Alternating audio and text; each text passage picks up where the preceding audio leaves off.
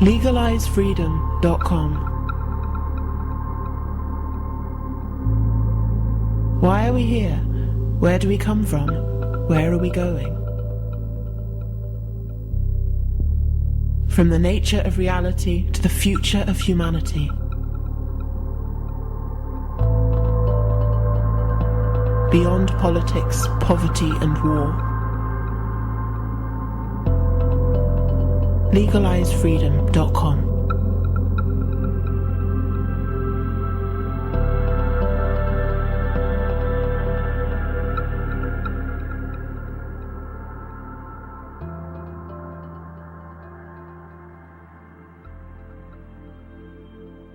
Greetings and welcome once again to LegalizeFreedom.com. I'm your host Greg Moffat, and my guest today is Gregory Sams, who joins us to discuss his book, The State is Out of Date, We Can Do It Better.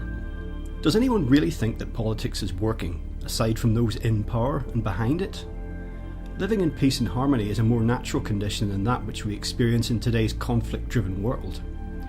We are community animals with built-in empathy, organising best from the bottom up. The most essential and reliable features of our culture arose without top-down planning by a state that has but one basic objective: to stay in power. The state is out of date reassures us that politics is not even the biggest game in town, though it may sometimes look like the only one. But what can we do? Where can we go from here?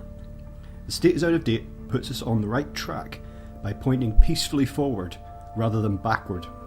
It is a manifesto that advocates self-selecting organisation over centralized government, common sense over the status quo. Hello and welcome, Greg, and thank you so much for joining us today on LegalizeFreedom.com. Hello, Greg. It's a pleasure to be here. You're my first Greg I've had on here, actually. Now, today, Greg, we're going to talk about your new book. Well, it's sort of adapted from a book that you wrote some time ago, but anyway, the new version is entitled The State is Out of Date, We Can Do It Better. Before we dive into that, perhaps you just give listeners a bit of your personal background and how you got interested in the issues that you write about in the book. And also, having eaten many veggie burgers in my time, you've got to make sure that your personal history includes the veggie burger bit. Okay, well, I'll skim through the first person to ever put brown rice in a packet and sell it, or sell organic foods in bags my brother Craig and I both introduced natural and organic foods to the British market. I did that for 15 years, bringing in all these weird things like sesame seeds and pumpkin seeds and buckwheat and millet and seaweeds and soy sauce and stuff. Even popcorn, people had never, been sold unpopped to the English public. But that was a big sort of combine. And towards the latter years of running that, in the late 70s, I took a course on volitional science, put out by this really one man, Professor Galambos, who called himself the Free Enterprise Institute out of America. And this really opened my eyes up to, my mind up to the power of freedom and how well we can do things, and also the basic underlying flaw in the coercive state that really, I realized taking that course, that however you run it, whatever your ideas are, the structure doesn't work. But he also taught me about the morality of profitability and the profitability of morality. You do a good job at something, you honor it, and it works. And when I set off to do Veggie Burger, because the big Harmony Foods, which later became Whole Earth, that's a separate side story. It's all on my website. But I left that to do Veggie Burger as a standalone product. And this was a product I could apply these principles to that I'd learned. So one of the first things I didn't do was set up a limited liability company, because that's a bit of a, weird construction. You're not liable. You're only liable up to your promises to a certain degree. And that, in the history of business going back to Byzantium times, that's never existed until they passed a law in the mid-19th century saying, you can limit the liability of a corporation so that, they don't really have to think that deeply as they should about the consequences of their action. So that was So it was non-limited liability. It was a virtual company. If I was late delivering to customers, I'd compensate them for it. And it took off. It was just this brilliant concept applied to a brilliant product, but everybody thought I was nuts at the time because there was no market for veggie burger. It was just this weird product coming out in the void, and furthermore, it wasn't one product in a range. It was the only product I did. But people have always thought I'm crazy when I'm doing things, and I've proved them wrong. So veggie burger really took off. Then I discovered chaos. Well, I sold that after 7 years, and took 2-year advance installment on my retirement. And then I discovered chaos theory, which shows us how everywhere you look, things self-organize, whether it's people feeding themselves in Hong Kong or London, without top-down central planning, or whether it's a rainforest developing without anybody charting where the trees and the rivers and the clouds and the frogs and the jaguars are.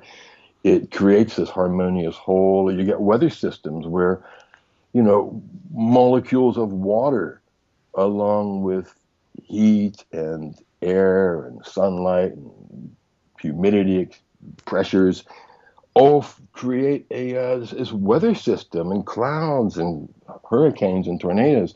So this was a chaos theory, and this I added to the teachings I'd had about freedom, and it really underlined the fact that freedom does work. And I was going to call my book The Power of Freedom at one point, but we all thought it was too ambiguous. So that was so I opened a shop dedicated to chaos theory. This was in 1991, and thinking as I did with natural foods, we opened a shop and sold the products, and other people wrote the books years later. With this one, I thought, my brilliant fractal posters and the books we sold, everybody would get the idea, but eventually I had to write a book.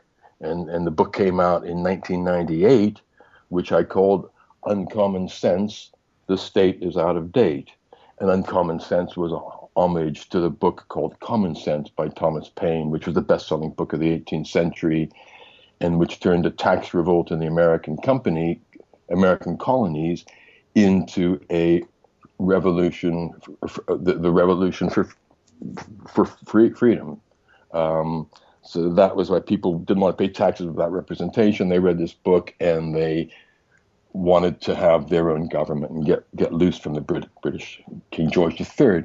So that was when the book first came out, and it did very well in the limited market I sold it to, which was people who went to festivals and squat parties and trance parties, and a few bookshops carried it. But it was kind of out there. There weren't any other books really in print at that time with the same message. And that's really, I wrote another book after that called Son, S-U-N, Son of God, not spelt with a capital G, but a capital zero, or capital O. And that was reintroducing us to a concept which was once the default mode across the planet, wherever you went, until Christianity or the Abrahamic religions burned it out of our culture. That is that the sun, the source of the light of life, is not a dead thing itself. And it doesn't, the stars don't behave like dumb balls of gas reacting to nothing more than the laws of physics. If they, that's why we need dark matter. So that was that book, Son of God. And then come the year 2000, I thought I needed to write another book. And no, that was Son of God. Sorry, then after Son of God, I sold that for a while.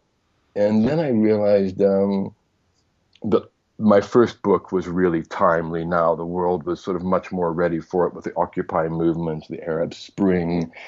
The veil has dropped. People realize that the state does not have our best interest at heart. They're increasingly suspicious and confused.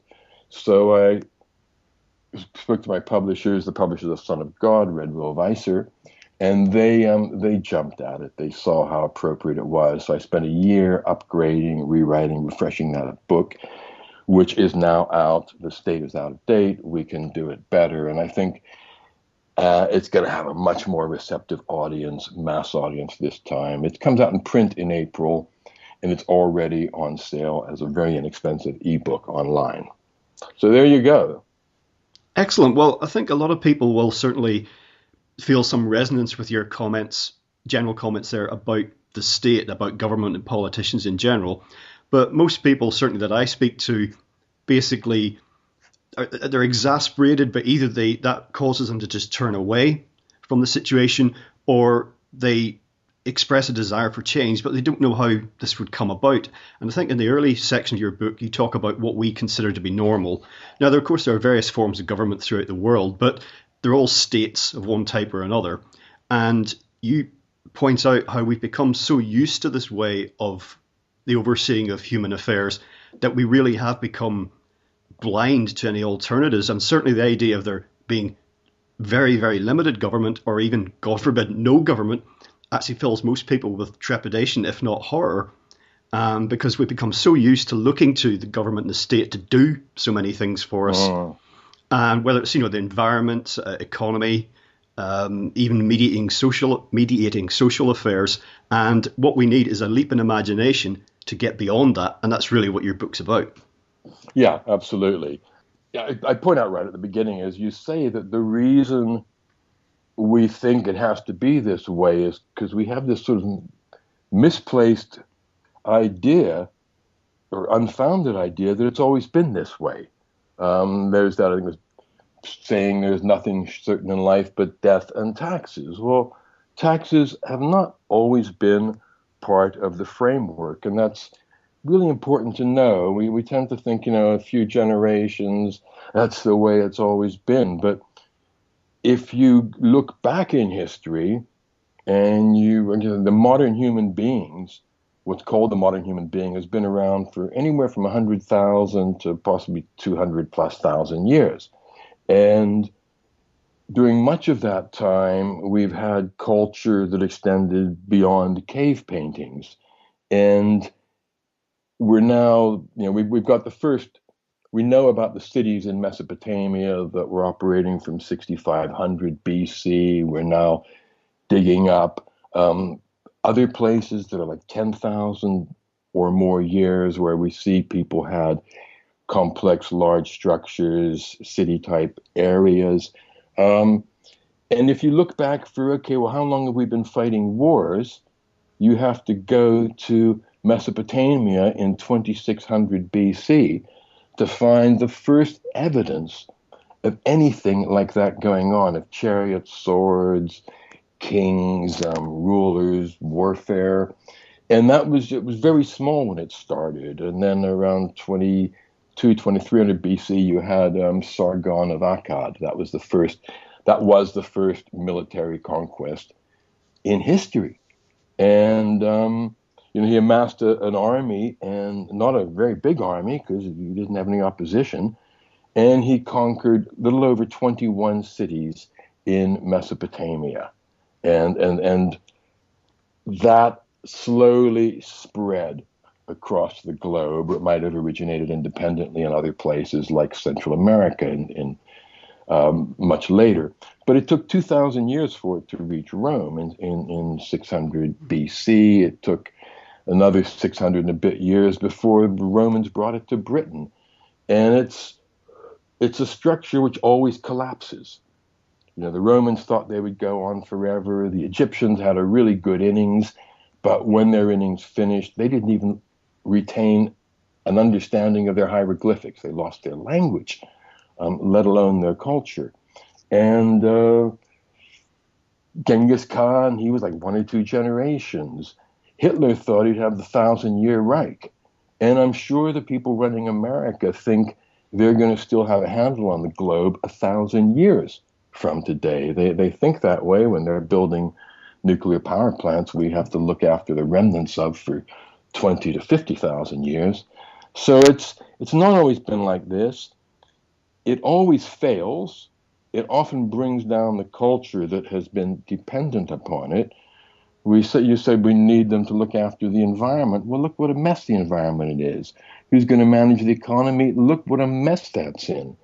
And wherever you look, that the government has got a hand in things, it's the opposite of the Midas touch. They tend to, turn things to shit.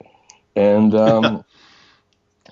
and you find, they get involved in agriculture, common agricultural policy. We end up with a mountain of dead cows that get fed back to cows, and we get mad cow disease as a result. We get government policy that we should all eat meat 3 times a day. This was in the sort of 30s or 40s that started to formulate. And the whole agricultural system is cut off from this wonderful feedback loop between what people want to eat and what farmers grow. That's the feedback loop that provides us with shoes, with beers, with clothes. But, the government gets involved on food, and farmers are subsidized to produce cheap meat. So everybody eats loads of meat. We've got the ozone layer destroyed by all their farting into the atmosphere. We've got the land destroyed because they're just producing unlimited food to feed these animals, and the government guarantees the price. And you end up with this screwed up system because you need feedback loops. You need connections between cause, effect, producer, user, buyer, seller, musician, listener. If the government thought music was so as important as some of us do, can you imagine what we would be listening to if there was some committee in Whitehall deciding what next year's music was going to be? And when they do the really important things, they tend to mess it up. And we have got examples. We've got examples in Florence during medieval times where it was run by peasants' communes, not by dukes, kings, and princes. Now, peasants were architects, jewelers, bakers, but they weren't titled, and they ran themselves. And business guilds built, whether it was a baker or a fisherman or a architect or a lawyer, they had guilds. So you had to belong to a guild. You had to keep certain standards so you didn't dishonor the whole profession, bring it into disrepute. Really natural, the sort of things that human beings build up to regulate, to naturally govern ourselves. And when the state gets involved, because we or they, maybe with the best will of the world, think, well, this is so important, we're going to have the government run it. Bad move. Don't do that. And that's what my book is really about. And of course, we could go into a lot of detail in a lot of different areas. We probably don't have time to do that today, but the general point, I think, that popular objection that's raised in these circumstances is people say, well, if there's no government, it's going to be Mad Max. It's going to be people feeding on each other, roaming bands of brigands, etc., etc. But that, as you pointed out in some of the examples you've given, is simply not the case because, ask yourself, I'm talking to the listeners now, how many people do you know, you might know 1 or 2 if you're unfortunate, but how many people do you know who, given the opportunity, would rob and rape and plunder other people's stuff? Mostly people are not like that. Absolutely. I mean, people are community animals. We're really well built, well designed, to work together and to support each other and to care for each other. And it's, Mad Max, that's the stuff of Hollywood movies, and people peacefully cooperating don't operate like that. And they figure a way out, a way of excluding Mad Maxes from succeeding. We have the system now where it's the Mad Maxes who get to the top, or quite often they do, and you end up with the Hitlers and the Genghis Khans and the George Bushes running, or the people who pull their strings, running the world. And it's like organized Mad Max. They could have run around with guns, but they still take money out of everybody's pocket and waste it in wars and stupid schemes that don't really come to anything. And it's, Baghdad came back after Operation Shock and Awe, when the communications, the power, the water, the transport, everything was, intentionally destroyed by America during the Shock and Awe operation. And they got back, not to normal, but to functioning fine within a week. people figured out how to help each other and how to get back on track. But of course, it's a fear of the void. And I just remind, as I said earlier, they all eventually collapse. And saying, well, who's going to pay for this? Who's going to look after that? Who's going to look after that? Well, let's start thinking about that now and not wait for them to absolutely collapse. Let's not expect them to sort themselves out. You can see in London right now, the roads aren't getting repaired. The roads are sort of a bit like third world roads. They don't really need to spend money on traffic humps because there's so many dips and potholes in the road. It's you have to drive carefully on them. It's starting to collapse. And the less power we give it through thinking it's going to sort things out, the more power we have and the more ability we have to sort things out ourselves. Now, there's a a documentary, I don't know if you've seen it, called The Corporation that came out a few years ago. And it makes the point that the corporation has been given certain legal designations that almost give it human rights. But a corporation can exist. We saw this with Enron, for example, how it was almost that yes, there were people indicted and put in prison, but it was almost like people from the outside looking in. It was almost like no one was to blame. It was the corporation that did it. And people are very frustrated with government today because certainly in most of Europe and in the US, you can't get a cigarette paper between the major parties in terms of policy. Not really. But the feeling is that the state, people come and go. But aside from that bureaucracy, like, for example, in the UK, it's the civil service that are always there. There's this feeling that the state is an entity that almost can't be toppled because, who do you get?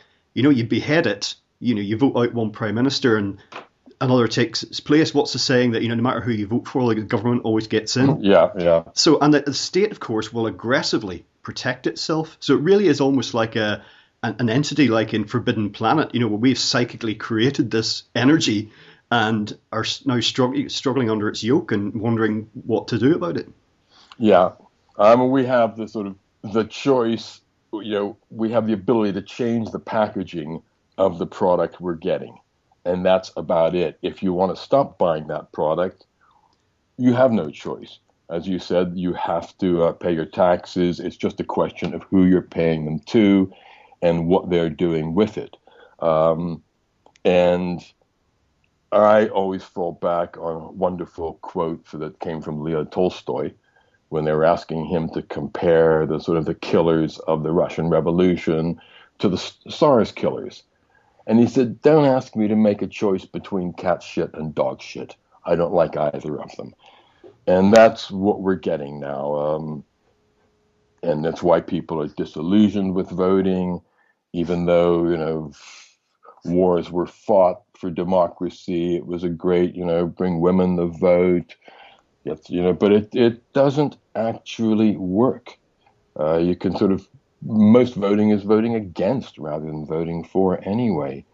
And the state will always seek to keep going. It's feed the beast, and it needs more and more feeding. And the wealthier we get, the more money it sucks out of us. The rich and the poor alike. When you buy stuff, when you use petrol, there's VAT on everything. Well, not everything, not food. But there's just so much tax being pulled out of the system to support this beast. It's like 60% or so of everything that we produce, all the value we add to the world each year, 60% of that goes to the state. A century ago, that used to be under 10%. And even then, with that huge tranche of money, they can't balance their budget. They can't make ends meet. And they have to borrow more money and bail out banks.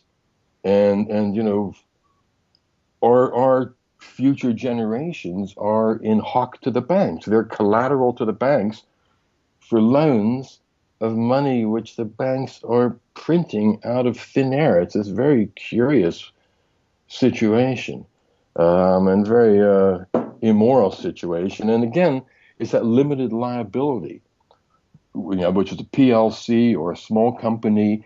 It's limited liability. So corporations, People honor their debts. If you don't honor your debts, they come and they take your house and your car away. Corporations, Enron, as you say, they still keep their luxury houses and their private jets and their fancy cars. But the company goes down and the creditors and the investors in it because they had limited liability. It's a criminal thing, and it's immoral.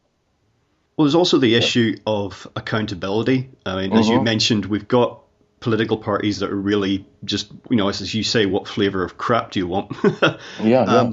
But in terms of taxes, as you just mentioned, and also in spending, the government is unaccountable. I mean, it's not unusual these days for, over the course of a term of government, for them to almost completely renege on everything that was in their policy documents when they got elected. I just turn their backs on almost everything they said they were going to do. And I particularly resent the unaccountability on spending because, aside from the TV license, which we pay here in the UK, we pay this money into a tax pool and we have no way of knowing. I mean, the government publish accounts, but we've got no way of knowing what the money's being spent on. And I, for example, would very much like to withhold money that's being spent on war, particularly aggressive overseas wars, but it's not possible to do that.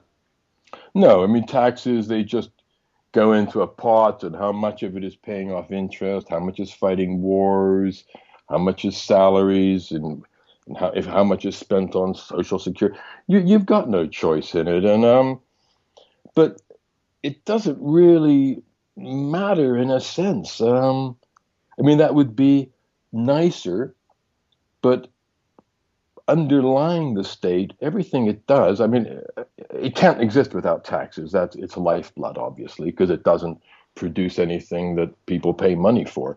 But the underlying principle, the tool that government uses, whether it's spending taxes or doing anything else, is the tool of coercion. It's you do this or do what we tell you, or we're going to damage you somehow. And that is a tool that needs to be applied when you're about to be invaded by the Huns or bombed or robbed. But it's not the right tool to use when you're dealing with education, with the health service, with how people behave to each other. They lock people up or they fine people for being racist, for saying words like, nigger in public. And, I want to know who the racists are. I don't want them having to keep it all, within, and then you find out at some horrible moment that somebody you kind of gotten into bed with is a racist or a bigot. Mandating that stuff by government policy, it's really, we don't need that. Society evolves to accept or reject homosexuals and people who eat strange food or do different religions. We don't need the government running so many aspects of our society that just don't respond to the coercive technique. And also that sort of nature of political correctness that you're speaking about, it always ends up lowest common denominator, so that people have a right to be not offended, basically, which of course we don't have, because it's a subjective thing. And, what offends one person may not offend another. You said the word nigger, used abusively in a certain context, it's very unpleasant. But just you saying it, well, it's just a word that's, was used for a long time. It's sort of fallen out of use now. Whatever, it's just what it is. But politicians themselves, human beings with their own prejudices, they feel the need to, as I say, take everything down to a level where nobody's going to get upset about anything. And what you end up with there is basically 1984.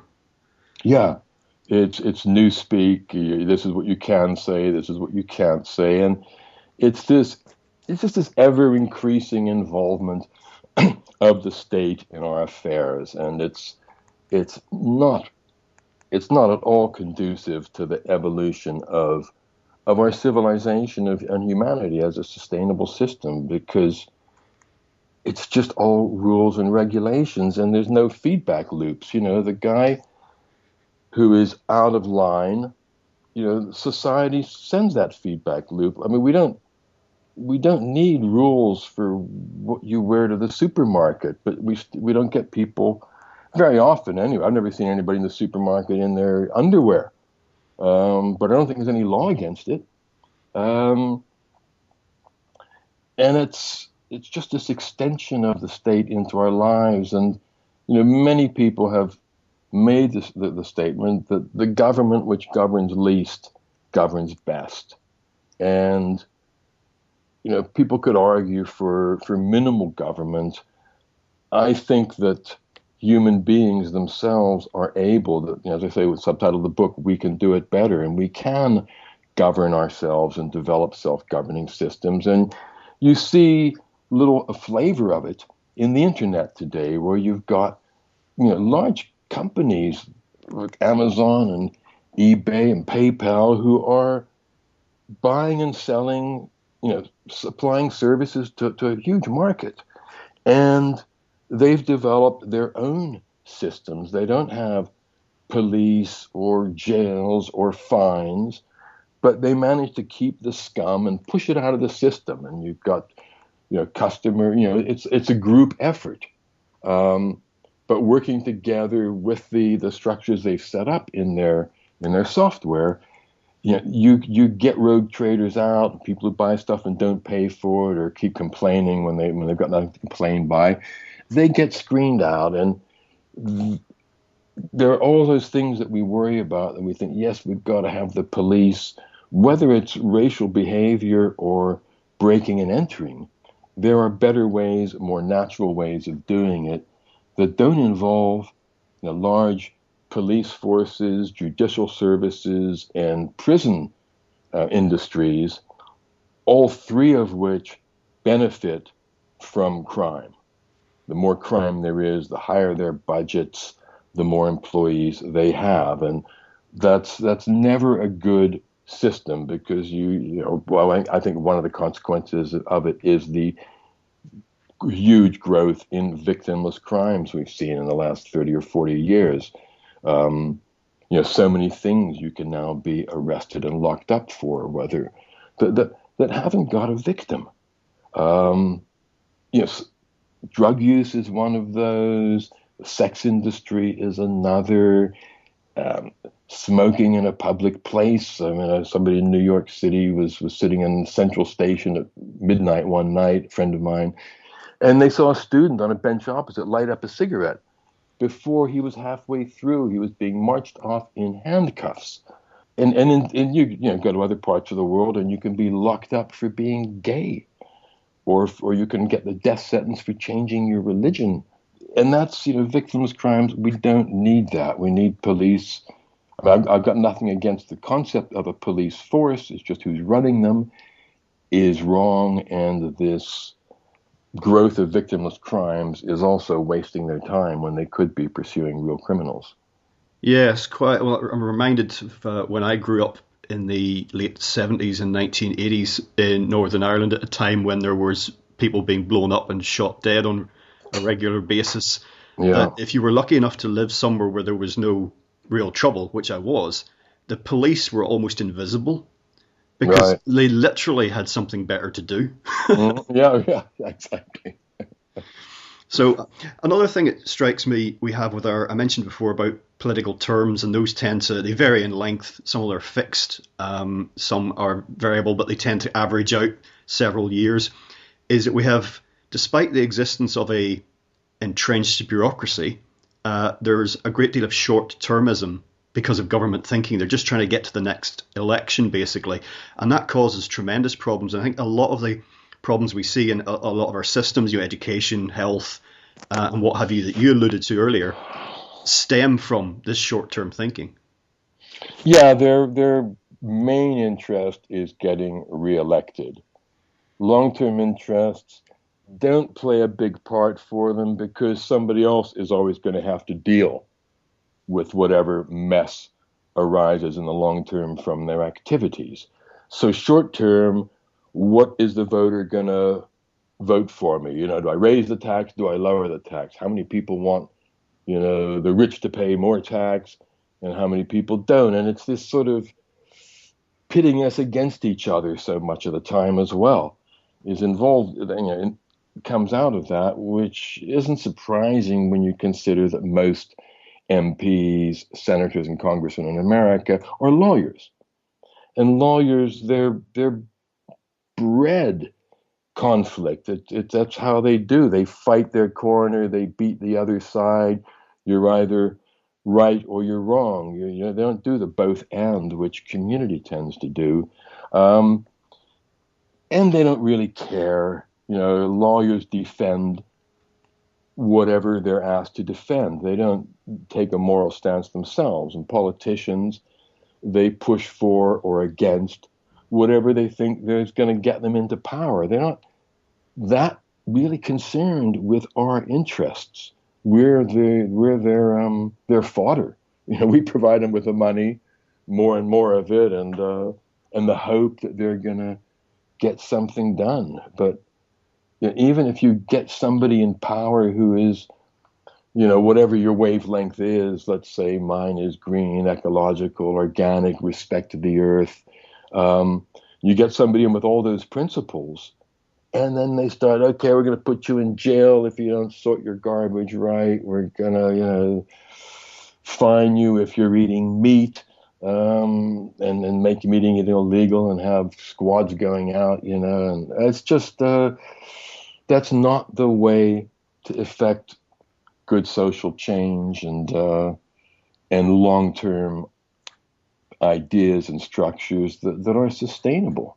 Even with companies, people forget that it was private companies thinking long-term when taxes were much lower, who built railways and canals, shipping services around the world, the entire international airline industry. These weren't put into place by government. We can do stuff like this. We're good at it, and we've got a track record.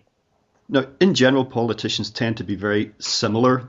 They tend to be conservative, and by that I don't mean conservative as in the Tory party in the UK, but even the Democrats in America are mostly conservative individuals. People like you and I are, generally speaking, not going to get elected because we're just not mainline enough, or we don't pretend to be whatever it takes to get elected. And I've noticed not just with politicians by any means, but the whole tendency that's inherent in government and in states is towards sort of a psychology of this being the same. That is to say, politicians quite often tend to be people who are made anxious by people who are very different from them, whether that's a lifestyle or whatever it happens to be, particularly lifestyle.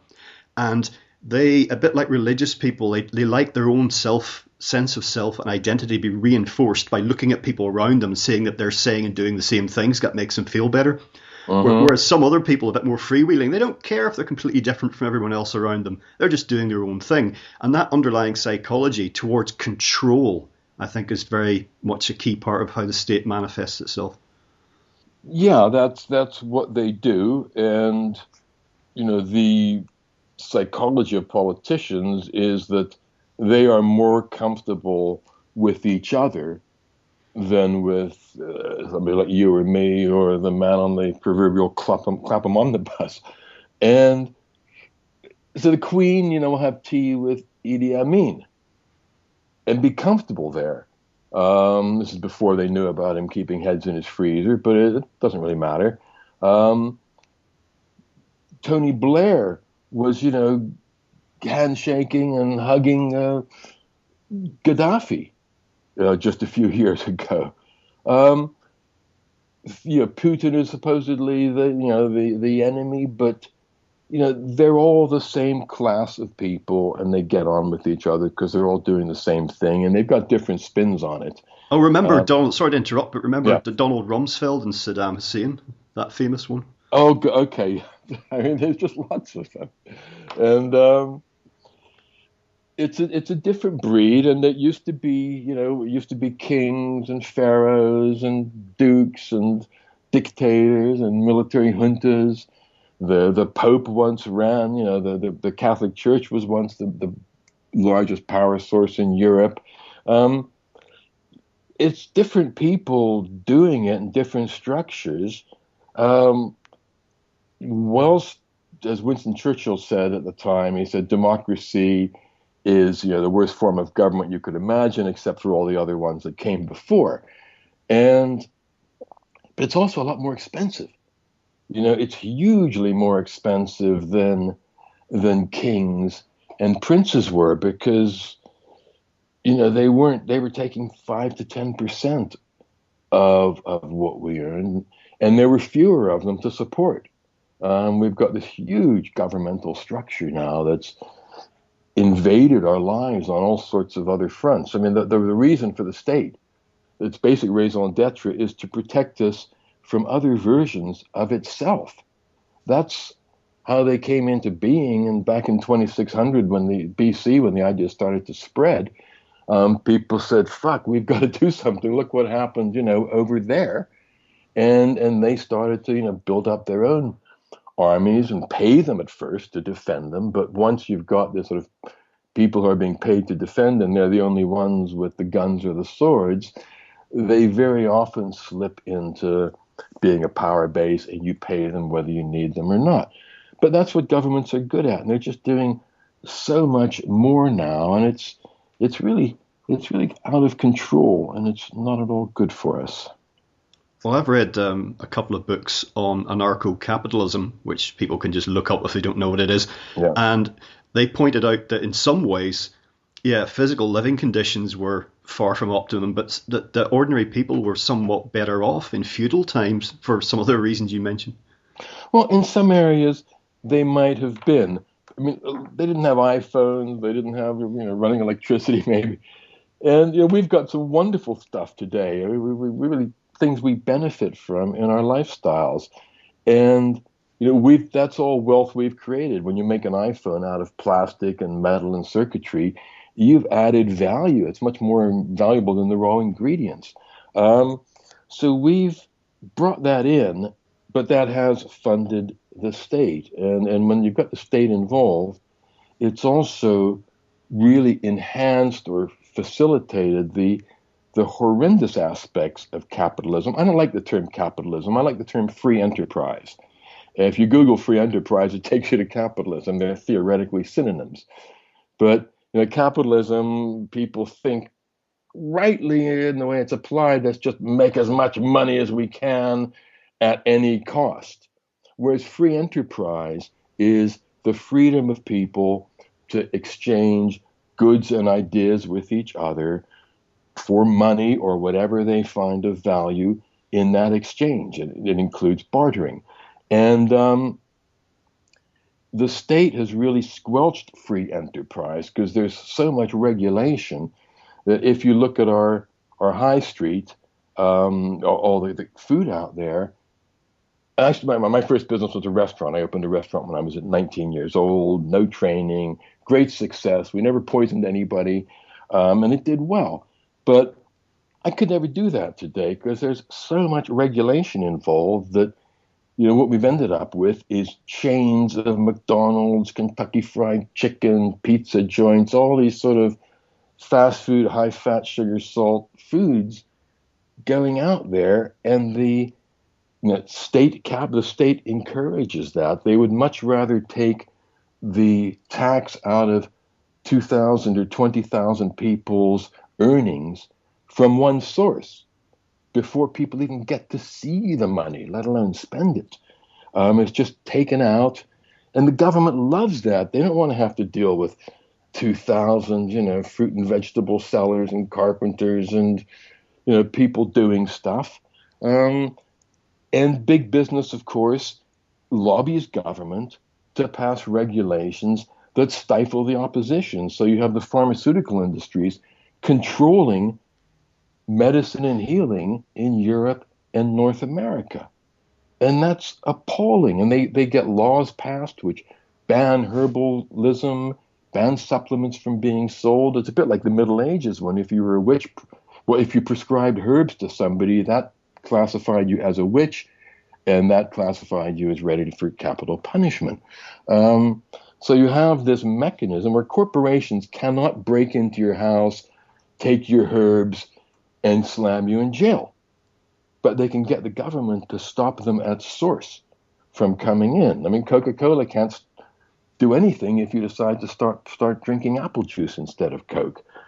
We have those corporations that are immune from all the human enterprise, startups, small people offering competition that we would normally have. And it's right to be horrified at corporations and their control of government, but it's the government is the mechanism that they are using and abusing by getting that coercive power behind their business, which they don't have otherwise. They don't have guys with machine guns and bombs and prisons in the offices of the big pharmaceutical companies or the food companies. That's not what they do. But when they've got somebody else they can influence, they do. And of course, the pharmaceutical companies have 3 lobbyists in Washington, D.C. For every member of Congress and the Senate, there's 3 lobbyists dedicated to pushing their agenda, part of which includes keeping out alternative healing techniques.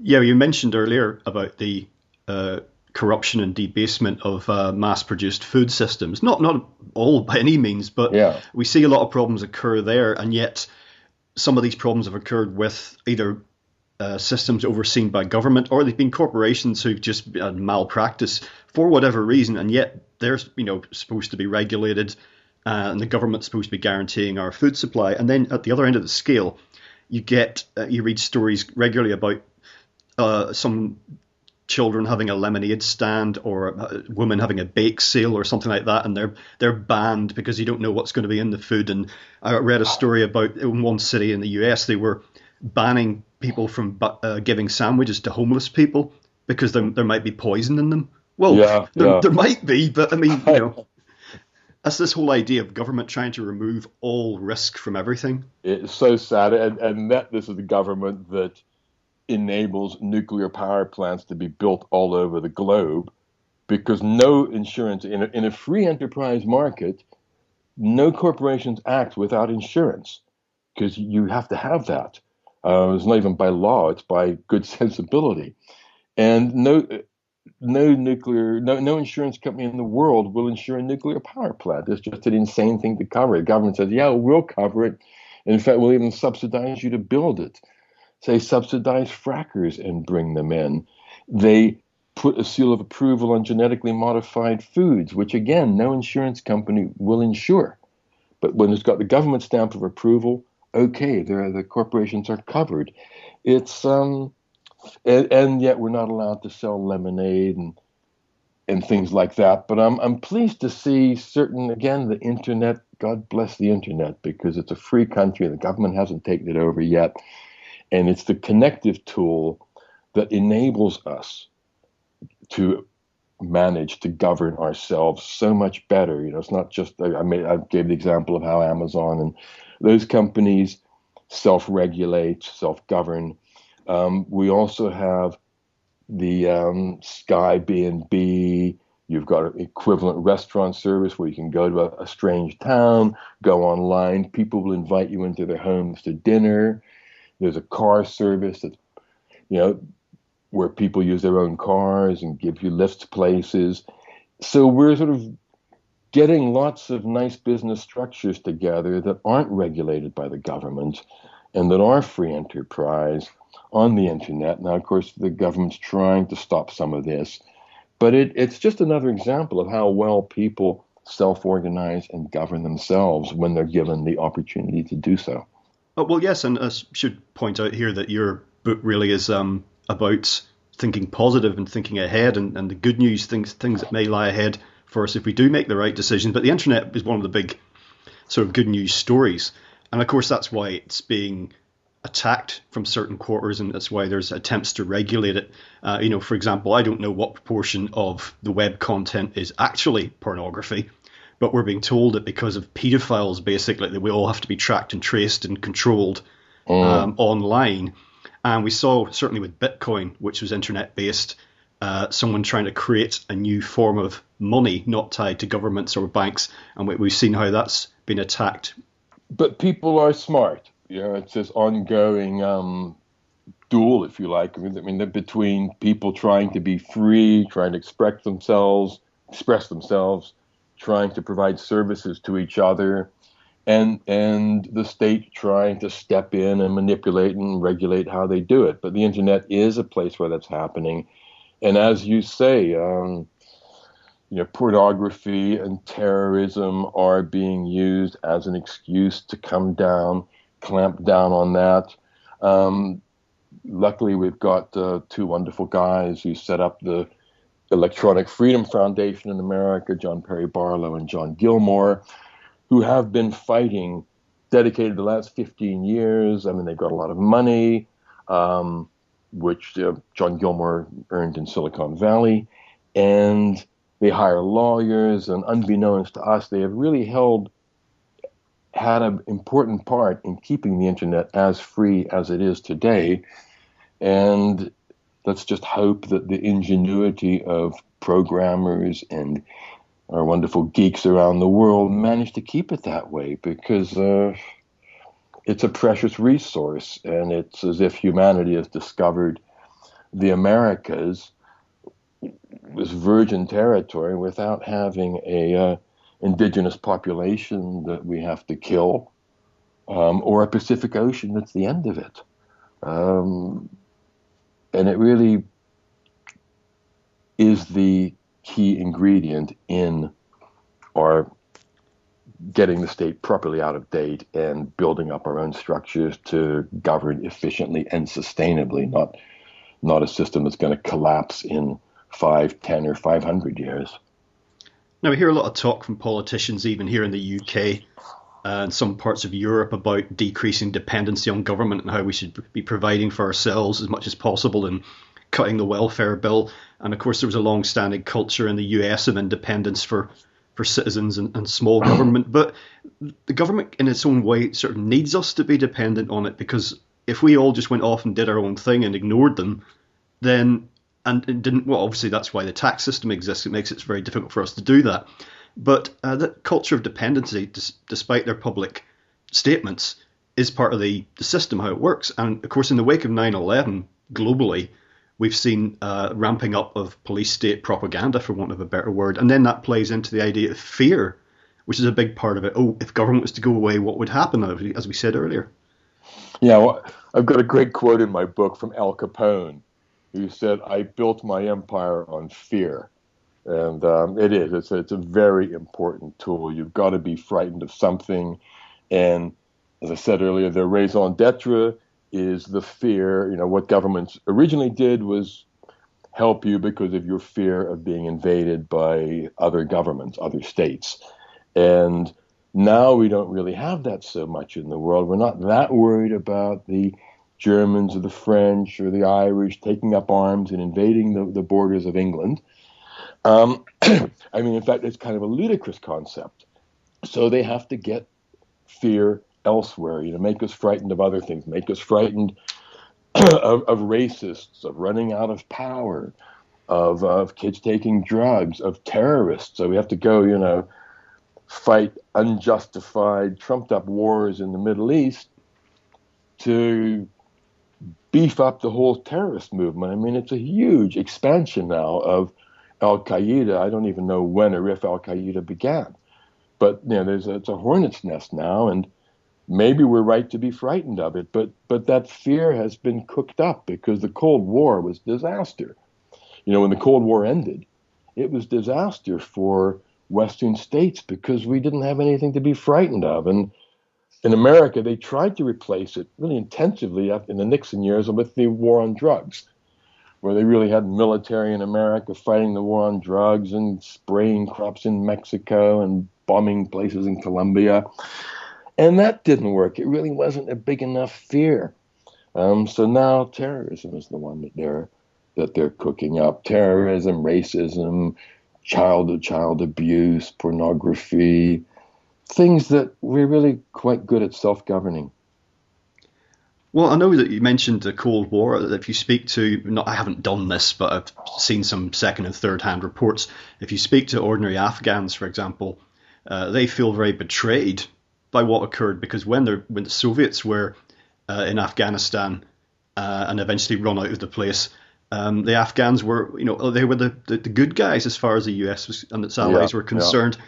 But it emphasizes, you speak to people like that and quote unquote ordinary Iraqis, ordinary Iranians, whatever country you care to choose, and you find out that in general these people resent US and UK and other similar governments. They're not stupid. They understand that it's not you or me or even some guy sat in his armchair saying, bomb them goddamn Iraqis or whatever, that he's bought into some media propaganda, that they're ordinary people. I don't like to use that term really, but all over the world. And that's the tone that would dominate human intercourse and discourse if it was allowed to. Yeah, I mean, ordinary people are wonderful. I mean, we do great stuff when we're allowed to do it, and it's just tragic. The war, the occupation. Western forces going in, saying we're going to bring you democracy and destroy your whole culture.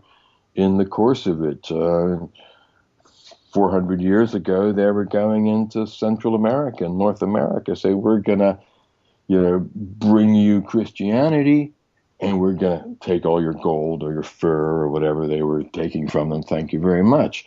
This time around, it's oil, but it's just shocking to have foreign troops in your country, smashing your doors down and telling you they're there to protect you. And while they're there, they're turning one part of the society against each other. I mean, the Muslims, Christians, and Jews have lived together in the Middle East for quite a few centuries now.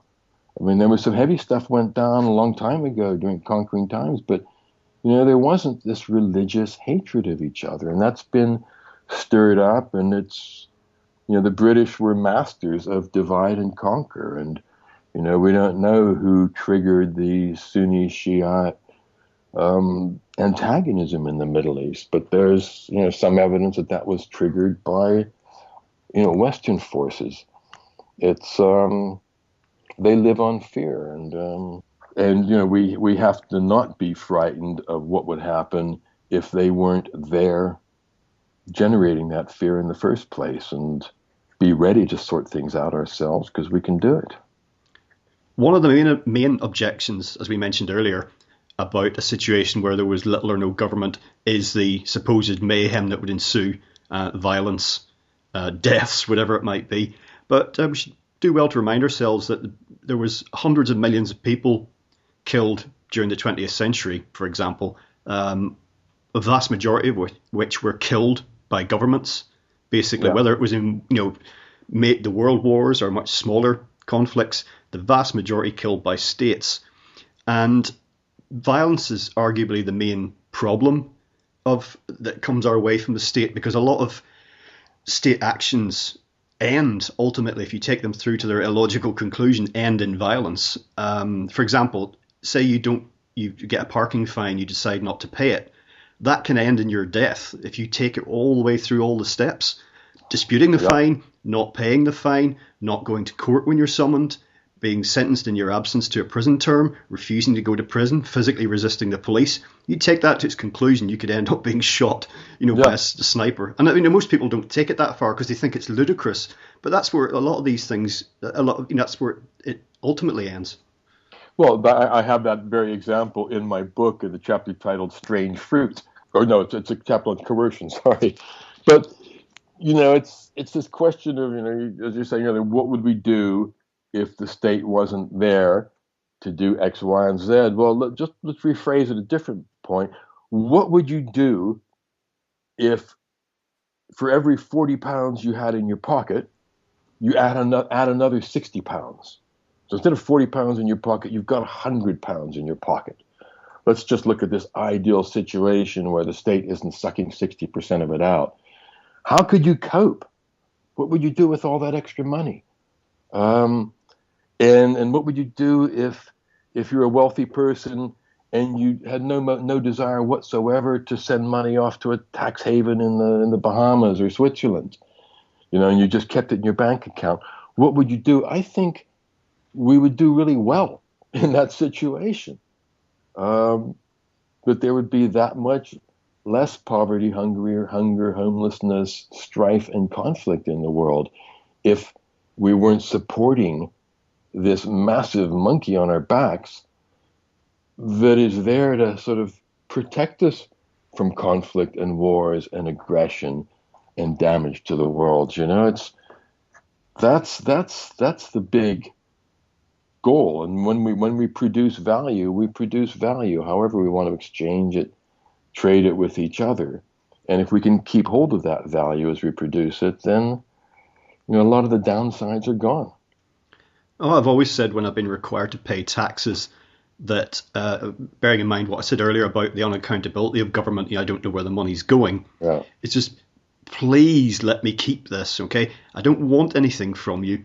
If I want something from you or someone else, I'm quite happy to pay for a service or a product at some point, but let me keep this. I will do my best to provide for myself, mainly because I've got no confidence that there's going to be some nice juicy pension for the likes of you or me down the line coming from government.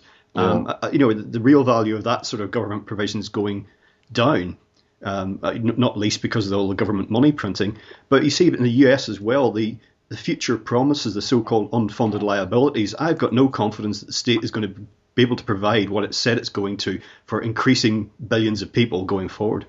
Yeah, ultimately, more and more of the tax take is going to be spent on paying interest to banks and supporting the wages and activities of the vast army of politicians and bureaucrats.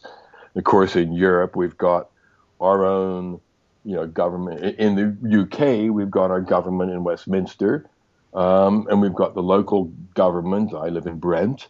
And then there's a whole extra layer of the European Union government has been laid on top of it. So we've got 3 layers of government we're supporting. And that's eventually all we're going to be able to pay for is their wages and salaries and interest on the bank. Because as you take that 60%, if you take that up, all the people who say more taxation, well, let's just take it to 100%.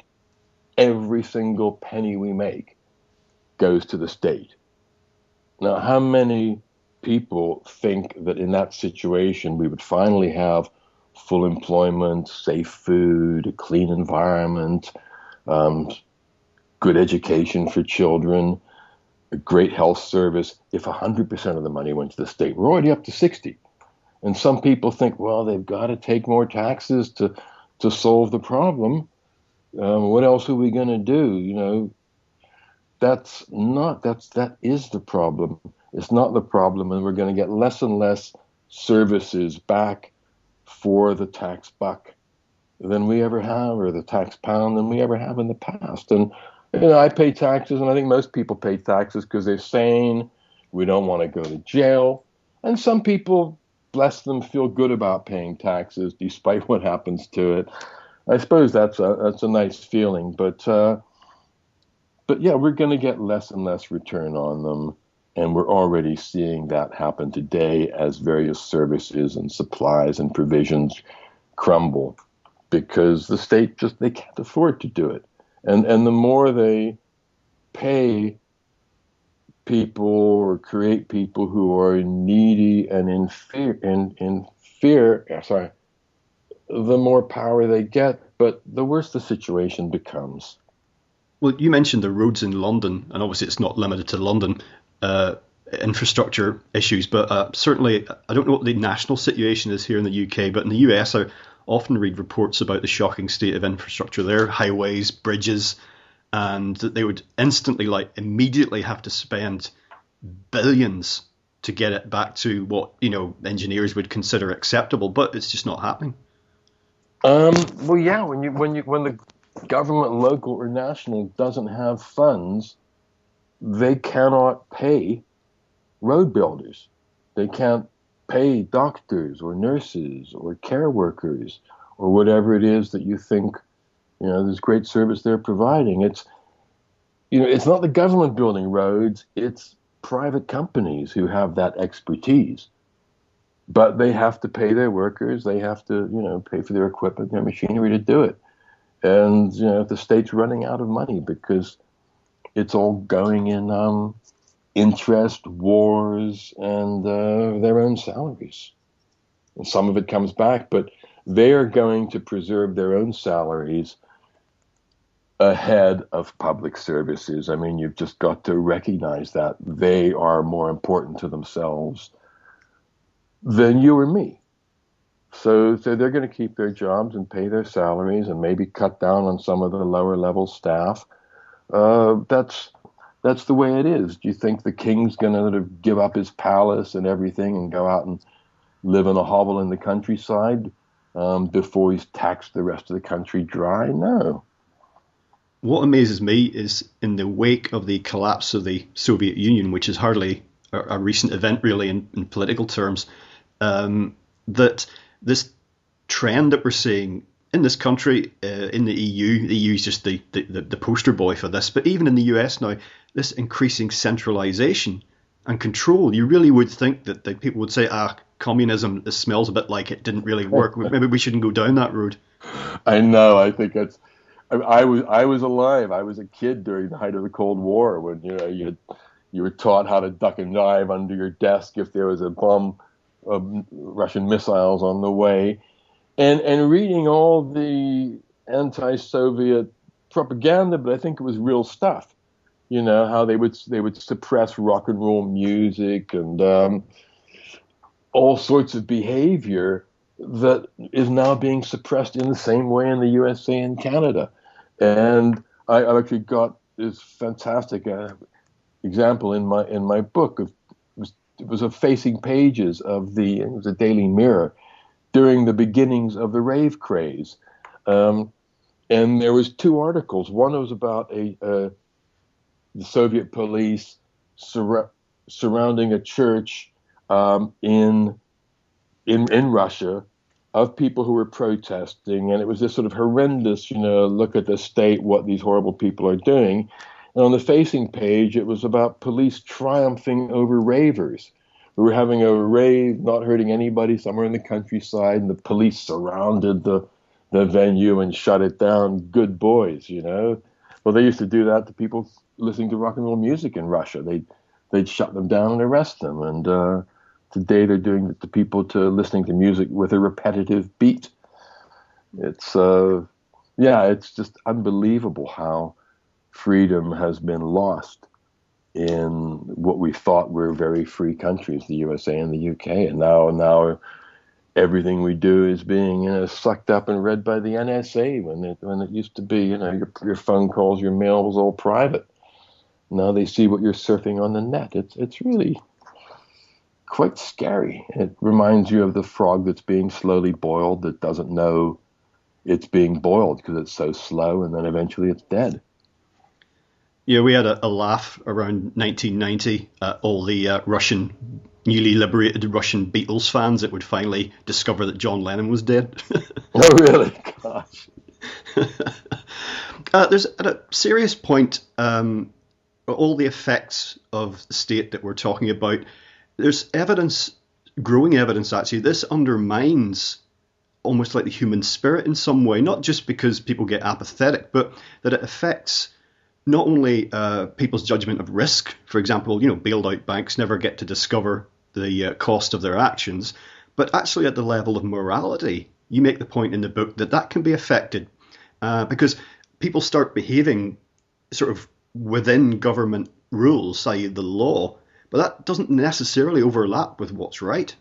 No, there are so many ridiculous laws on the books, and so many people do tend to regard the laws as the guidelines for what you can or cannot do. They lose track of what's right, what's wrong, what's moral, what will get you ahead in a community, interacting with human beings. This is legal. So if they can screw people to the hilt and then dissolve their limited company and go set up another company, then, well, that's okay. I acted within the law. Everything's all right. And that's horrific. But again, on a less emotive subject, that's how people feel about their health. With the sort of burgeoning great concept, the National Health Service in the UK. People sort of said, well, my health isn't my responsibility. It's the state's responsibility. If I get sick, I'll go to a doctor and I've got a right to have it sorted out. So I will continue to smoke cigarettes or live on hamburgers and milkshakes and cola drinks and, stay up late all night, boozing away, wake myself up with 3 cups of coffee in the morning. What the hell? My health isn't my responsibility. And that's really very sad for the individual and the society who has to support that individual. Morality, similar thing. We really, the more moral people there are, the better. But the more laws and regulations controlling our behavior that we have, the more immoral people, thieves, robbers, and criminals we're going to get as a result. And it's curious that bankers and certain genres seem to be exempted from this. So a banker can do something that we know to be wrong, that has defrauded millions of people of billions of pounds, and they get fined. In much lower cases, you often, I don't know if they still do it, but it was either £5,000 fine or 6 months in prison. Well, here it's not even neither or. It's like, this is the fine. It's billions of dollars worth of crime, but they keep their jobs even. And that is really shocking. Plus, again, in this target-oriented judicial system we've got that thrives on crime, they're meeting targets, trying to tick boxes, all of that. Not a lot of people know when we hear recorded crime figures, burglary is up, rape is down, muggings are down, pickpocketing, whatever it is. Most of it's growing up slowly, and we know they massage those official figures anyway by declassifying attempted robbery. If nobody's stolen anything, they might have broken into your house, fought with you, and run. But it's not attempted robbery now; it's criminal damage if they broke a window on the way in. But the big thing that's excluded completely from recorded crime, notifiable offenses, is cybercrime. And this is where it's all happening today. Your smart, young, techno-savvy kid is going to sit at his computer. He's going to prefer doing that than breaking into a window and putting a knife to your throat. And that is not recorded. They will pursue the crimes. Sometimes they'll catch them. They've got little special, cyber departments in police stations. But they don't record it, so it doesn't get added up in the crime figures. So the crime figures are nonsense because they exclude all of that. And somebody who steals your passcode and £100,000 is not recorded as an offense. But if they steal £10 out of your wallet, it is. And that's a crazy situation. One thing that some people consider to be getting into almost the esoteric, but I actually think is really important when you get down to it, is the idea of our own identity, basically our ownership of our own bodies, because we observed during this conversation how we're not free to do whatever we like with our mind and body in our own time. A lot of it's against the law, and of course each age has its own legal highs, as it were. In some ages we saw prohibition of alcohol. Then now cannabis is illegal. There was a time when, in the Victorian times, everyone was off their faces as far as I could see, including the royalty, But these things change. But the ownership of ourselves, and I'm thinking now about, in terms of the state, how you relate to the state, and how, if you wanted to take yourself out of state influence, how that would come about. And you actually find it's extremely difficult. And I used to think when I was a kid, when I was being told I had to do this, that, and the other thing, particularly if it related to the government, where did I sign up for this? I was born into the world. I haven't had any choice in any of this. I don't want anything to do with it, but you can't opt out. And I'm thinking of national IDs, national insurance numbers, and there is an issue there that from birth, we are linked to the state. Yeah, it is a horrible situation. You think every single creature on this planet, other than domesticated animals, is born free. And we're born and we have to have certificates to attest, basically who we belong to, who's going to get taxes from us as we get older. And there is I'm very excited by the whole free man movement or concept, and you've probably got somebody coming up or had somebody on your program talking about that. It's not my area of expertise, but there are complicated ways, never write your name in block capitals and stuff like that. If you really know it, some people do seem to be, I don't want to use the term getting away with it. That should be the natural state. But yeah, it's clear that we're regarded as the property of our state, and you never, with rare exceptions, you never find one government doing anything about some other government abusing their citizens. You can do whatever you like to your own citizens with impunity, unless you're sitting on high reserves of oil or gold or some natural resource that another nation wants, and then they'll say, oh, this guy is like gassing his own citizens. We have to go and invade and stop this from happening. I mean, they concocted this whole thing with Gaddafi, who had a very, well-functioning secular society there, and they sort of cooked this stuff up because he had a lot of oil and wanted to go off the dollar standard for buying oil. So with those few exceptions, yeah, we're clearly the seen as the property of our government, and that's a sad state of affairs, to say the least. Well, as we bring things to a close for today, Greg, the noises coming out of government, of the state, are basically that despite what happened in 07-08 with financial crash, and despite all the problems that we're facing in energy, environment, economy, that we are into a recovery. Trust us, everything will be okay really soon. Not quite sure when, maybe not today, maybe not tomorrow, but soon. But actually, all the other indicators tell us that things are coming apart. Now, if the state suddenly vanished or shrunk by 99%, we'd still be facing a lot of problems in the world. But what do you think the prognosis is for the future? I mean, it's very difficult to say, but is the system likely to, obviously that's a bit of a monolithic term, but is this likely to collapse under its own weight back to something more manageable? Or how long do you think that this can be gaffer taped together and, at the edges, as it were? I honestly don't know. I keep being surprised at how well they do gaffer tape it.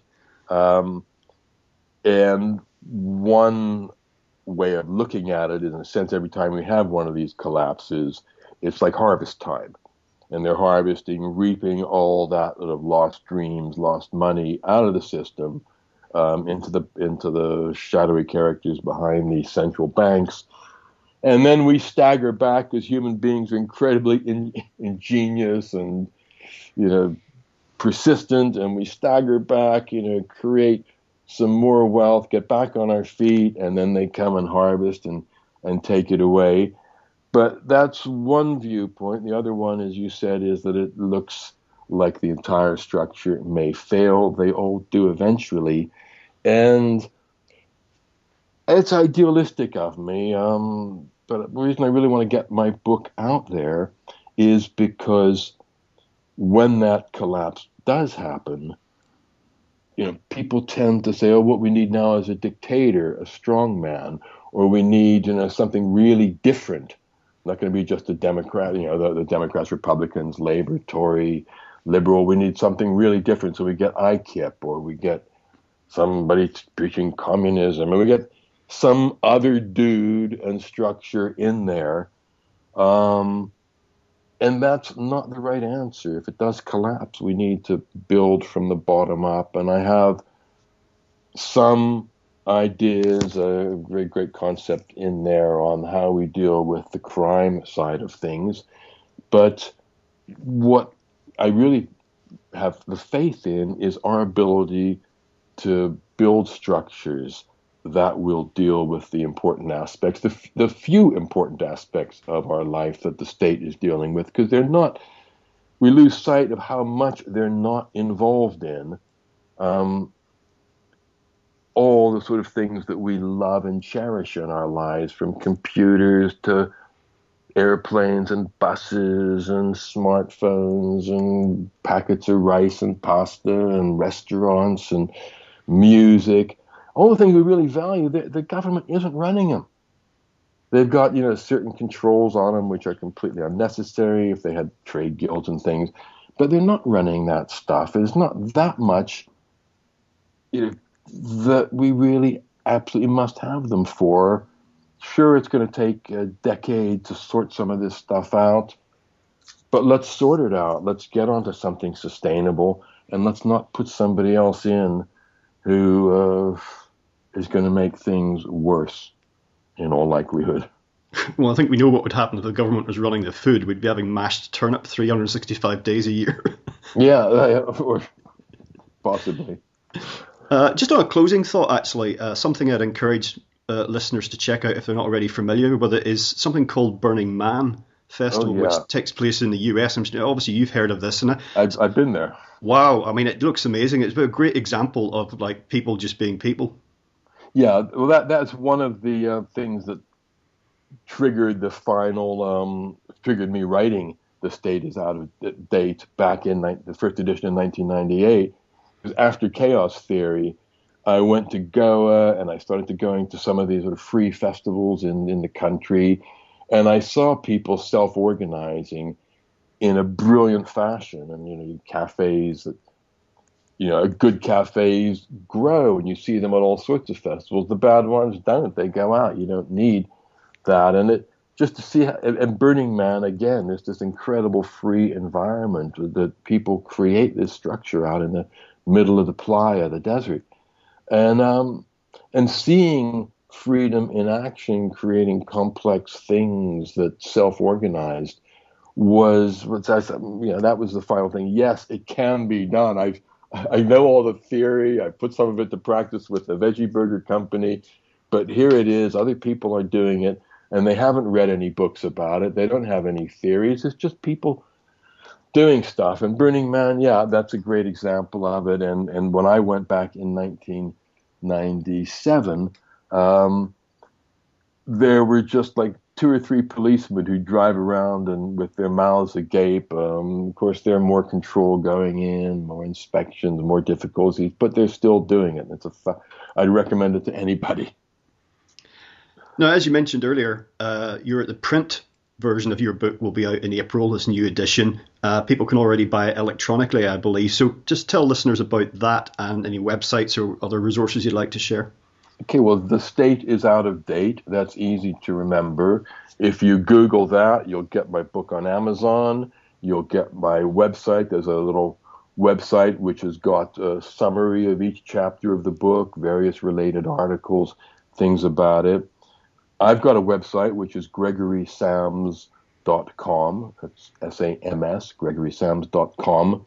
And that's got the story of the veggie burger, the natural food trade, the chaos shop, a whole bunch of fractal images, and lots more. The story I wrote about Burning Man, my trip there.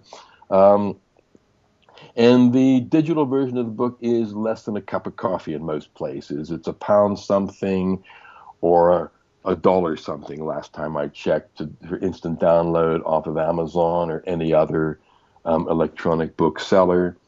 I don't know if that price will hold when the print book comes out in April. I hope so, but they may bump up the digital price, so get it now. And yeah, it was, if I have to say so myself, it's a great book. I really enjoyed rewriting what I did rewrite, but of course, a lot of the content applies as much today as it did during the Roman Empire. So some of that it's because it's the same old stuff that's going on. And that's the point I want to make, and to show just how wonderful human beings are and what we do create and what we have created in history without resort to a top-down state telling us what to do. Excellent. Well, Greg, thanks once again for joining us today on legalizefreedom.com. Okay, Greg, it's been a pleasure. Well, folks, that's it for another week. As ever, thank you so much for listening. If you enjoy the show, please check out the website. That's legalizefreedom.com, legalize-freedom.com, where you'll find an archive of programs offering alternative views on a wide range of topics, including world affairs, politics and economics, science and technology, religion and spirituality, conspiracy, and alternative history.